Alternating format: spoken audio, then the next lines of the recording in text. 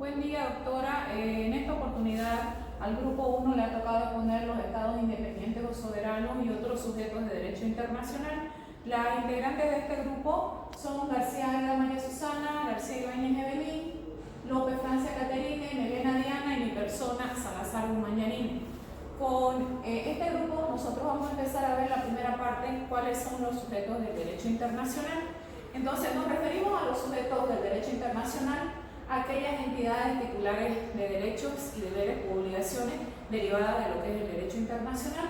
Vamos a entender que cuando hablamos de estas entidades titulares de derechos y deberes, estamos hablando en su mayoría de todos los estados. En general, todos los estados son sujetos de derecho internacional. Sin embargo, vamos a entender que no todos los sujetos de derecho internacional son estados. Por ejemplo, tenemos la Santa Sede, que también es un sujeto de derecho internacional, pero no es un estado, o también organismos internacionales, como por ejemplo Naciones Unidas. A partir de ahí vamos a ver que esta calidad de sujeto de derecho internacional expresa una relación entre esta entidad y el orden jurídico internacional. Sin embargo, también compete aclarar de que no todos los sujetos del derecho internacional son iguales. En este punto vamos a ver de que no son iguales porque el derecho internacional le va confiriendo ciertas obligaciones y derechos de acuerdo a las necesidades de cada estado. Cuando nosotros hablamos de que una entidad es sujeto de derecho internacional, en realidad no estamos diciendo mucho, no hay mucha información ahí. ¿Por qué razón? Porque no nos está aclarando cuál es la extensión o cuál es el contenido de esos derechos que tiene esta entidad considerada como un sujeto de derecho internacional. A partir de ahí vamos a ver que el tema nos trata de distinguir los sujetos de derecho internacional y nos los divide en dos. Uno, que vienen a ser los sujetos más importantes del derecho internacional, son los estados soberanos o llamados también estados independientes. Sin embargo, tenemos otros sujetos de derecho internacional que gozan en cierta medida de personalidad jurídica, y decimos en cierta medida porque tienen ciertos derechos y ciertos deberes no iguales a lo que son estos sujetos importantes denominados estados soberanos. ¿A quiénes consideramos dentro de este grupo? Tenemos a lo que son los estados dependientes. Habíamos mencionado ya lo que es la Santa Sede, y de igual forma tenemos organizaciones internacionales, como habíamos mencionado hace rato también en el caso de la ONU. Lo que corresponde a mi presentación, vamos a hablar sobre los sujetos más importantes, que vendrían a ser los estados soberanos o denominados también estados independientes. Cuando hablamos de estos estados denominados independientes o soberanos, Andrés Bello nos da una definición. ¿Qué nos indica sobre esto? Nos refiere de que son toda nación que se gobierna a sí mismo bajo la forma que sea. Sin embargo, este tiene la facultad de comunicarse directamente con otras naciones. Entonces, bajo ese concepto de lo que es un estado independiente o soberano, vamos a entender también de que hay elementos constitutivos de todo estado soberano. ¿Cuáles son ellos? Tenemos el territorio, tenemos la población, tenemos el gobierno y obviamente tenemos la independencia o soberanía.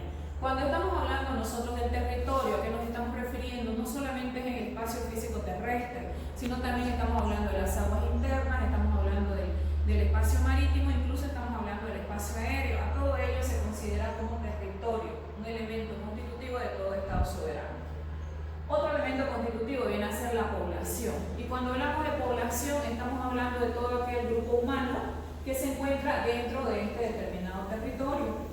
Cuando hablamos de gobierno, tenemos nosotros como característica principal del gobierno el uso monopolizado de la fuerza, que ejerce sobre quién, sobre el territorio y sobre la población que se encuentra dentro de ese territorio.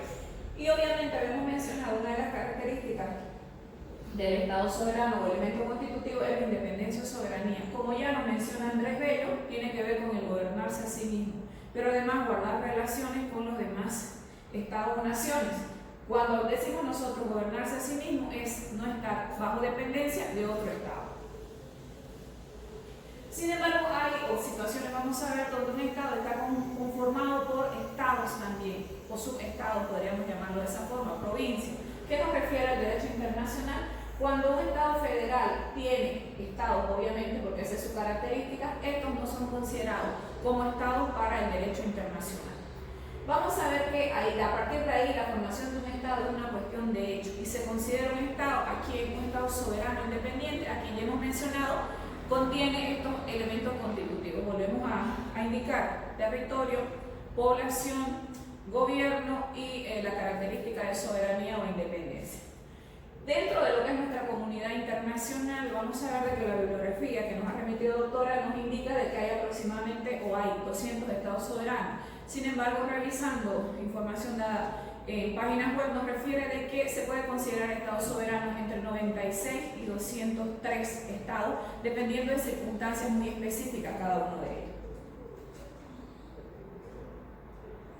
Ya que estamos hablando de los estados soberanos, entonces hacemos hincapié en lo que es soberanía y derecho internacional.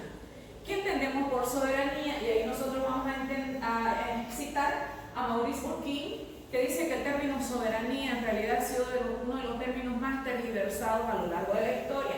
Y como ha sido tan tergiversado, dice que tiene el inconveniente de ser uno de los términos más equívocos en el lenguaje jurídico. ¿Por qué razón? Veamos la historia. ¿Qué nos dice la historia? Cuando empiezan a formarse lo que hoy conocemos como los estados modernos, vamos a ver de que en ese momento significó que el monarca siente supremacía sobre el poder que tenían los señores feudales y además se deslinde del poder de la iglesia, en este caso el poder papal. A partir de ahí significa la supremacía del poder real sobre estos demás poderes y la independencia sobre todo, ¿no? A esto se consideró soberanía.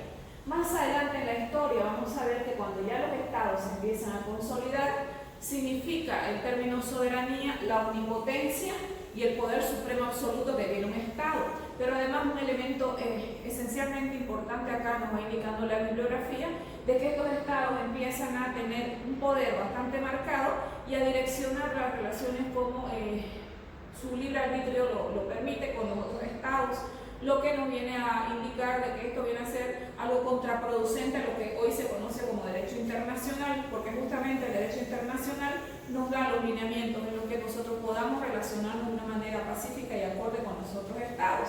Sin embargo, vamos a ver que en este tiempo no se lo entendía de esa forma, ¿no? Era como querer sentar el poder no solo en el estado propio, sino en los demás estados. Y a partir de ahí ya la historia nos va mostrando cómo nosotros vamos avanzando hasta llegar a la actualidad, que entendemos que la soberanía es sinónimo de independencia, es cuando un estado no se encuentra sometido a otro.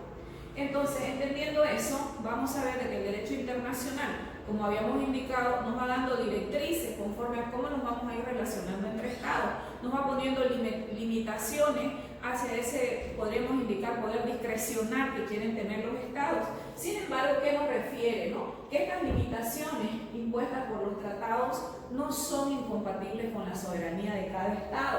¿Qué nos significa esto?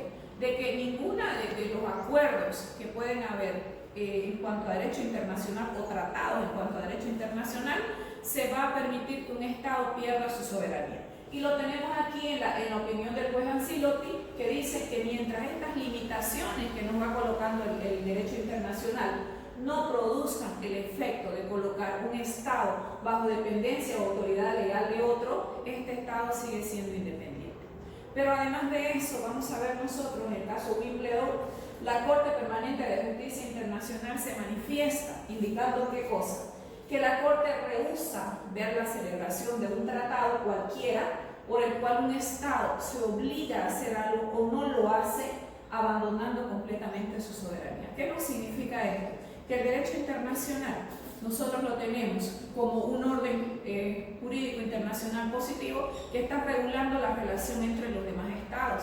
Mientras esa relación sea acorde con la paz, sea acorde con los lineamientos que nos va indicando el derecho internacional, nosotros podemos indicar de que el Estado sigue siendo soberano, ¿no? Es decir, un Estado que tiene obligaciones y tiene derechos que cumplir con la comunidad internacional. Gracias. Buenas tardes, doctora. Buenas tardes, compañeros. Mi nombre es Diana Melena Zavala. El tema de exposición que nos toca exponer es los sujetos del derecho internacional y voy a explicarles lo que son los estados federales, la confederación de estados y los estados neutralizados. Empezamos con los estados federales. Este tipo de estados se encuentran divididos territorialmente y están regidos bajo una constitución federal. Estos estados, sin embargo, tienen determinados poderes independientes con su respectiva distribución de competencias entre el Estado Federal Central y los estados componentes. pudiendo así tener independencia en ciertos temas, como por ejemplo en Estados Unidos. Sabemos que en algunos estados es válida la pena de muerte y en otros no. Esto significa que para crear sus propias leyes, ya sean civiles o penales, ciertos estados cuentan con dicha independencia.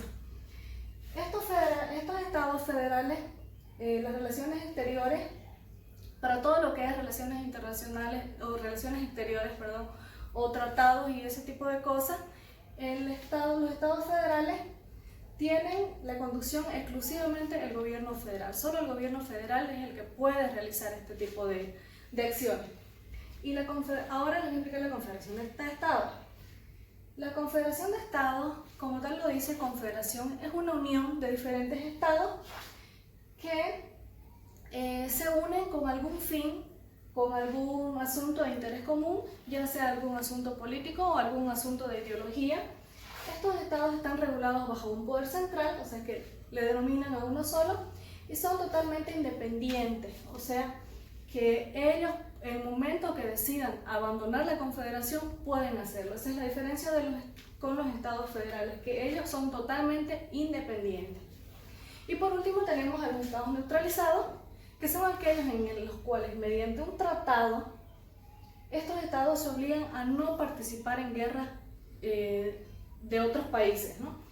Como un ejemplo tenemos el país de Suiza, que bajo el Acta de Viena de 1815 se ha neutralizado permanentemente. Eso significa que es totalmente neutralizado, no es parcializado y no se involucra en guerras ni diferentes controversias que puedan tener otros estados.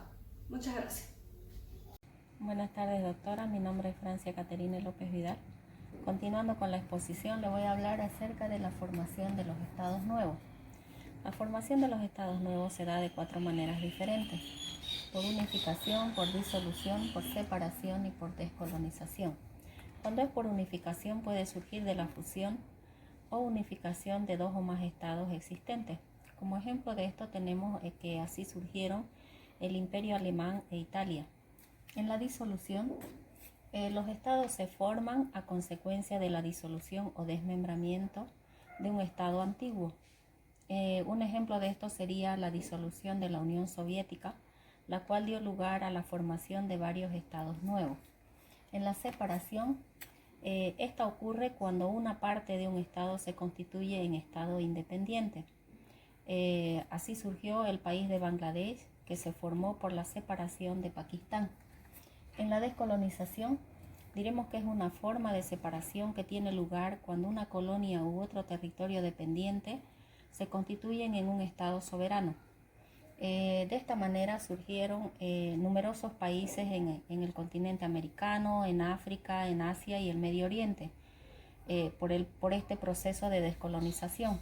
En nuestro continente tenemos un ejemplo claro, el cual es el proceso que sufrió Estados Unidos en la descolonización con Puerto Rico, el cual dio lugar a que Puerto Rico pase a ser un estado soberano. Reconocimiento de estados. El reconocimiento de estados es el acto por el cual uno o varios estados declaran o admiten tácitamente que consideran como estado, con todos los derechos y deberes que esta calidad los conlleva, a un grupo político que existe en el hecho y que se considera a sí mismo como estado. Hablando de las doctrinas, diremos que existen de 2 tipos: la doctrina constitutiva y la doctrina declarativa. En el caso de la doctrina constitutiva, el reconocimiento de un estado por otro hace aplicable entre ambos estados las normas del derecho internacional común. En la doctrina declarativa nos enseña que el nuevo estado, aún antes de ser reconocido, está dentro de la esfera del derecho internacional común. Entre sus formas de reconocimiento tenemos que también existe de 2 maneras: el reconocimiento expreso y el reconocimiento tácito. Cuando ésta se da por el reconocimiento expreso, es el que hace en términos formales y explícitos por medio de una declaración oficial o por una nota diplomática, la cual está dirigida al nuevo estado de un tratado entre el estado que le otorga y el que recibe el reconocimiento. cuando es por reconocimiento tácito. Este es el que se efectúa por medio de actos que implican de manera cierta e inequívoca la intención de reconocer a un nuevo Estado. Reconocimiento de gobiernos. Se presenta cuando ocurren cambios revolucionarios o inconstitucionales en el gobierno de un país, ya sea por un pronunciamiento militar, por una revolución o sublevación popular, que da origen al derrocamiento del gobierno y se constituye una junta militar o un gobierno provisional. Un ejemplo claro de esta situación, lo hemos vivido hace poco en nuestro país, cuando hubo el fraude electoral y luego el descontento nacional, que tuvimos los 21 días de paro, lo cual obligó a nuestro gobierno a huir al país de México. Y esto dio lugar a que ahora tengamos un gobierno provisional o interino, el cual es nuestra presidenta Yanine Áñez. Un Estado no está obligado a reconocer a un nuevo gobierno, pero sí está facultado para reconocerlo si dicho gobierno demuestra estabilidad y también que es efectivo. Eso es todo, gracias. Muy buenos días, doctora. Mi nombre es Evelyn García Ibáñez y le voy a hablar sobre la identidad y continuidad del Estado. Continuidad implica que un Estado permanece como sujeto del derecho internacional sin interrupción, mientras que la noción de identidad se refiere a la existencia de un Estado que mediante una ficción jurídica es identificada por otro Estado ya desaparecido.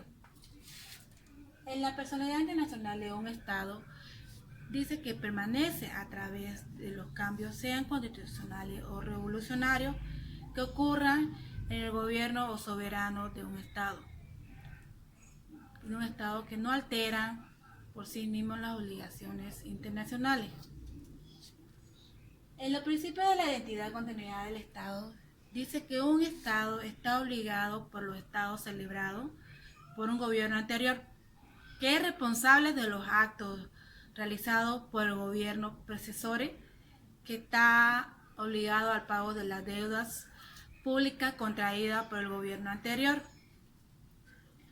En la extinción de los estados, dice que puede distinguirse un estado de tres formas. Puede distinguirse por unificación, por incorporación y por disolución.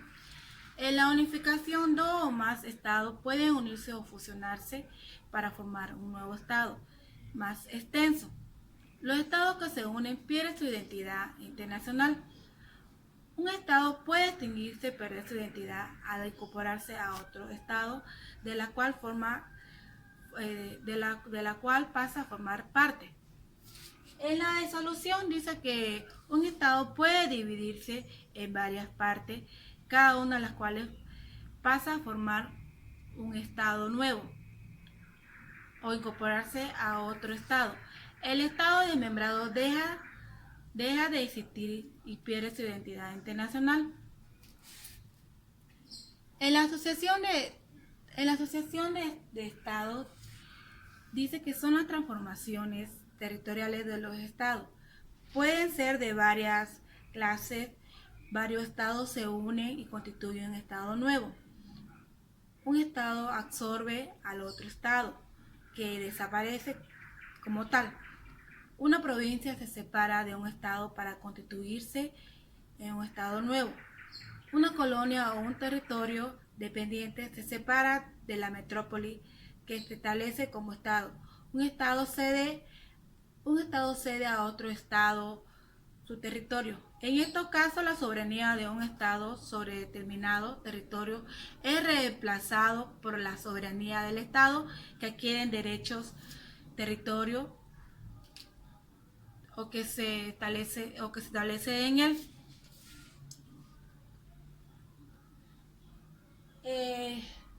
Los problemas más importantes que surgen en la materia de sucesión están las deudas públicas internacionales, los bienes de dominio público, la responsabilidad y los derechos adquiridos. En las deudas públicas internacionales son adquiridas son adquiridas cuando un estado desaparece por fusionarse o incorporarse a otro estado. Su deuda pública debe ser asumida proporcionalmente por el estado sucesor. Y los bienes de dominio público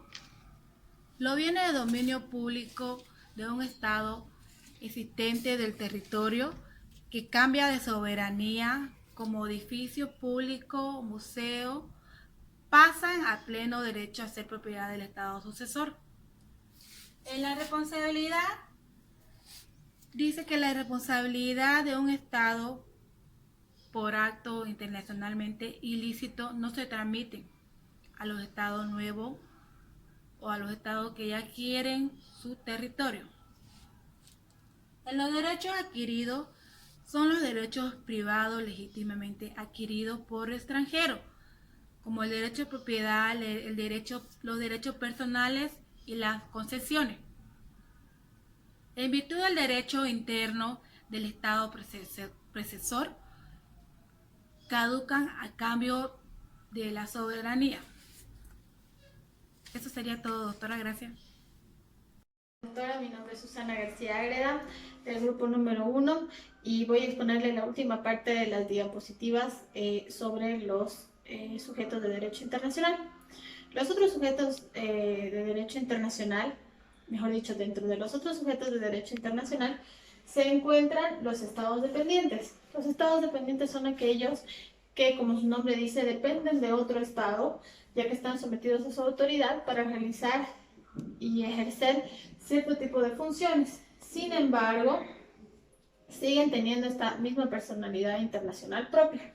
Algunos ejemplos de países dependientes en América, por ejemplo, tenemos como dependientes del Reino Unido a las Bermudas o a las Islas Caimán, o a Puerto Rico, que es dependiente de Estados Unidos. Dentro de estos otros sujetos de derecho internacional se encuentran también los protectorados. Los protectorados son una unión de estados que está establecida generalmente por un tratado, por el cual ellos aseguran la defensa y la representación del país al cual protegen. El Estado protector es el que asume la dirección y el control de las relaciones internacionales. El Estado protegido, aunque sigue siendo un Estado porque tiene su población, tiene su territorio, tiene su poder público, conserva esa calidad de persona o sujeto dentro del derecho internacional. Los tratados bajo protectorado han desaparecido con la evolución del derecho internacional. Dentro de estos otros sujetos de derecho internacional se encuentra, por ejemplo, la Santa Sede. Para un mejor estudio lo hemos dividido de acuerdo a los años que han sido ícono dentro de la historia de la Santa Sede. En 1870 existían dos poderes: un poder espiritual que se extiende por todas las naciones y que además es la que representa la religión católica, y el otro poder que es temporal, que le daba la soberanía sobre el Estado Pontificio. En este año el Estado Pontificio se anexó a Italia y Roma pasó a ser su capital. En 1871 se confirió mediante ley honores y derechos al soberano, que era el Papa, y se otorgó una suma anual de dinero reconociendo la exterritorialidad de los palacios papales. En 1929 es el año en el que se realizan los acuerdos de Letrán. Estos acuerdos de Letrán están divididos en tres partes: el Tratado de Letrán, el Concordato y la Convención Financiera. El Tratado de Letrán reconoce la soberanía de la Santa Sede y el dominio internacional sobre ella. Establece también que la ciudad del Vaticano es propiedad de la Santa Sede, tiene soberanía absoluta, independencia garantizada, es visible y considerado como un territorio neutro e inviolable. Italia también reconoce la alegación activa y pasiva de la Santa Sede. Esto quiere decir que ellos pueden tener una representación en otros países a través de personas que las representan, como cónsules o como embajadores, que en el caso de la Santa Sede reciben un nombre específico. El Concordato, que es el otro tratado de Letrán, dispone el catolicismo como la religión del Estado. También dispone que se pueda enseñar la religión católica en las universidades y en los colegios. Y finalmente fue reemplazada por un acuerdo más actualizado en 1984. La convención financiera contempla el pago de una suma de dinero y la constitución de una renta a favor de la Santa Sede. Dentro de estos otros sujetos de derecho internacional se encuentran las organizaciones internacionales, las cuales tienen una personalidad propia, una capacidad para celebrar tratados, capacidad para presentar reclamaciones internacionales, pueden intercambiar representantes diplomáticos e incurrir en responsabilidad internacional. Quiere decir que en muchas ocasiones estos organismos internacionales se comportan de la misma forma que se comportan los sujetos de derecho internacional como los países. La capacidad sobre estas organizaciones internacionales se encuentra dada a través de su estatuto o el documento que les dio origen. Bueno, eso es todo. Un gusto.